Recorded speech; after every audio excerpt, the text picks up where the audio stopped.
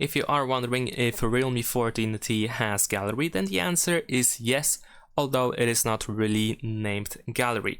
We actually have two apps that can be considered as gallery. I mean, they work like a gallery, they look like a gallery, and they have features like usually gallery have.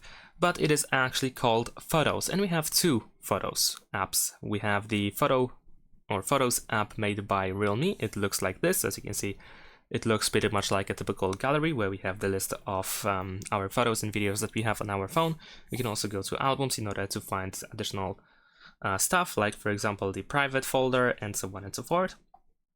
And there is another Photos app which is made by Google, and this one also is pretty similar. As you can see, we also have photos and videos over here. We can switch to collections in order to find categories, and if you scroll all the way down, we also have the locked folder, which is once again the same thing as the private one that we had in the previous app. So we have two options to choose from, essentially.